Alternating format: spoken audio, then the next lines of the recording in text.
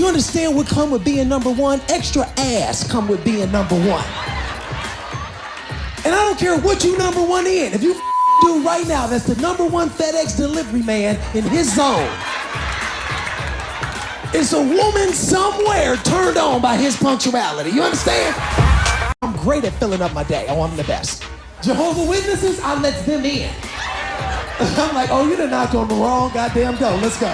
I ain't got shit to do but argue with your ass. Let's go. And when I tell you, me and the Jehovah's Witness lady was getting into it, that's how I knew she was tired of it. I'm at home one day through the kitchen, my window, I see her run by the house. I was like, oh, this bitch trying to avoid me, huh?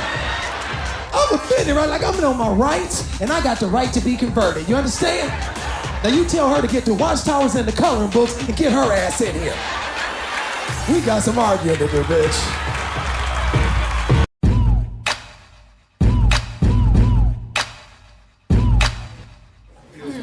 My wife left me at home today with my kids all day again. Again. Anybody got kids? Two people home got kids? Lady, if you stay at home with your children all day, I'll take my hat off to you. Because that is a real job. Because I'm at home with my 1 and 3-year-old all day. I'm not talking about for a few hours, I'm talking about 10 hours. I don't have shit for a 1 and a 3-year-old to do for 10 hours. You hear me? That 3-year-old don't get tired of doing nothing. They want to, I throw the ball with her again, daddy, again, daddy, again. 6 minutes into this, I want to dig my eye out with a spoon. I can't take it no more. I probably took the ball and threw it across the street. Go get that motherfucker. Watch the traffic. That 1-year-old, Ashley, she cried all day. I ain't talking about whimpering, I'm talking about an emotional meltdown. Do you hear me? So I got to carry her on my hip. I'm eating breakfast about 1:30. Okay, now they've been up since 5 a.m. But I don't eat breakfast till 1:30.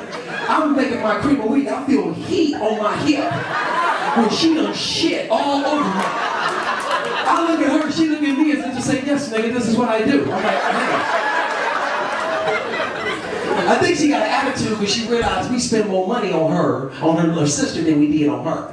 Because you know, you have your first kid, you spend all the money on that first kid. We bought Anna Grace everything. We bought her shit that she didn't even need. Ashlyn, the second one, we cut corners on this one. We ain't gonna get her no car seat. She don't need no car seat. The only thing she needs is something to keep her neck up. That's all she needs. You know what I mean? I bought her in little hospital neck braces. Put that on her, strapped her in the front seat, let her sweat it out with us. She was like, this is bullshit. I don't understand. And Grace in the back of her car seat go, woo, I'm glad I got here first. I look good. You spend money on your kids unnecessarily. When Anna Grace, she had her 3rd birthday party, I spent $800 on this kid's birthday party. And I'm thinking to myself, $800, she 3. My first childhood memory was 5.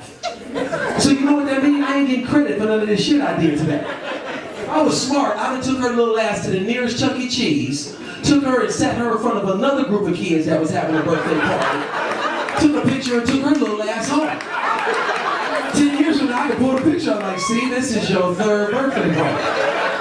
And she looking at it like, why so many Asians? What the hell is this? Just so he was hanging out with you.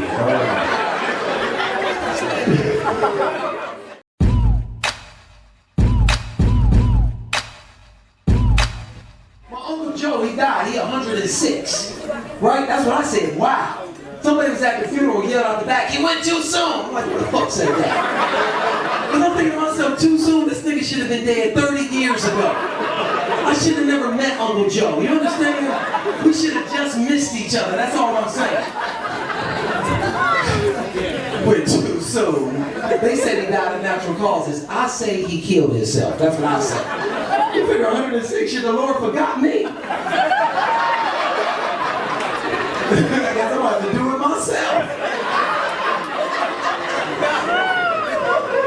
106, this nigga jumped to his death. But you ain't gotta jump out the window at 106. This nigga jumped off the bed. That was it.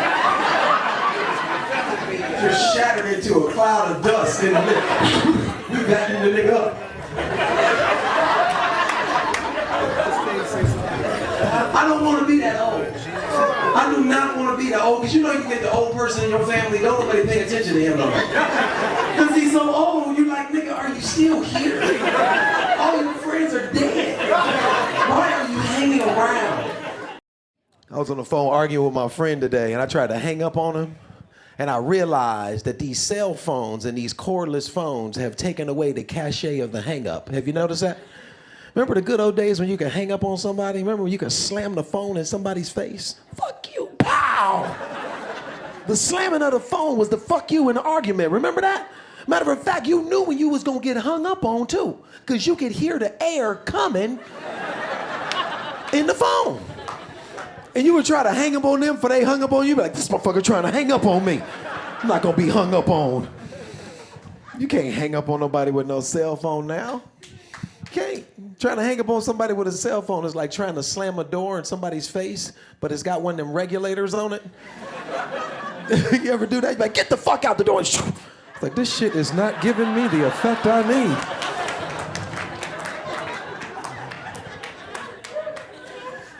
The only good thing about a cell phone is you can just hang up on somebody whenever you get tired of talking to them and just claim you dropped a call. You ever do that?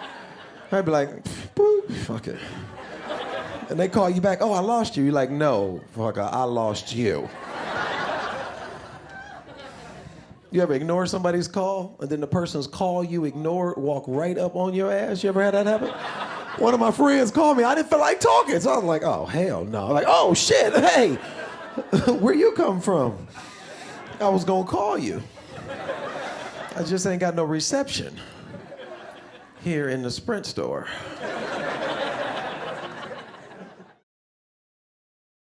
What about the Hustler? Anybody been to the Hustler down the street?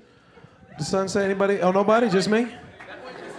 I'm the only. I went because I had to go see. I thought, you know, it's supposed to be classy. I went in there.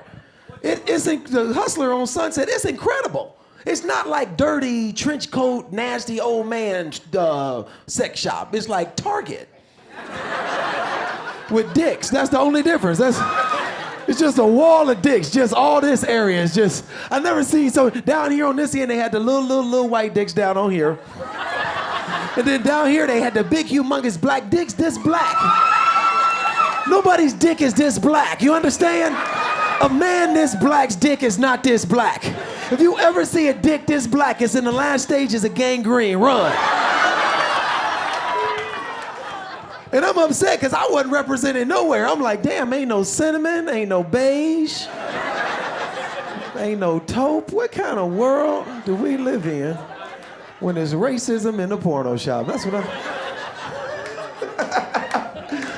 I went there and rented a video. I went to an Asian foreign porno movie. Have anybody ever seen those? Anybody? Look at the Asian people going, ah. It's so funny because they follow the same style as the Kung Fu movies. They got all the sound effects. So you know how in the Kung Fu movies when the dude get hit, you hear that whoosh. Same thing in the porno, except for you hear when the guy on the downstroke, right? But like, whoosh, whoosh, whoosh, whoosh, whoosh. And then he would yell out something crazy, Godzilla! Whoosh, Godzilla! Whoosh, whoosh. I was watching, I was tripping out, right? Because they had this ninja, he was in all black, except for this part was cut out. And it was like 9 women, he was fucking them all. He's like,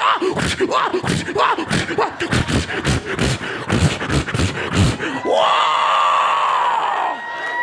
Dick swinging right here, just. I kept that video.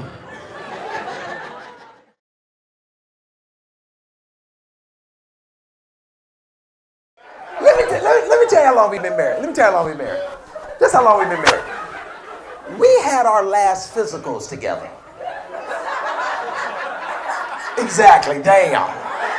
I said, I'm going to get my physical. She said, oh, make me an appointment. I want to go. I'm like, this ain't the movies. We go to the doctor. The doctor, I swear, this doctor says, Dave, you're in good shape. He said, whatever you're doing, keep it up. You can do another 50 years on this earth. I said, cool. It's amazing that when you've been with a woman for so long, that any kind of news can give you the courage to think about leaving. 50 more years. I looked at my wife, went, you hear this? I can walk the fuck out of here with this blood pressure I got.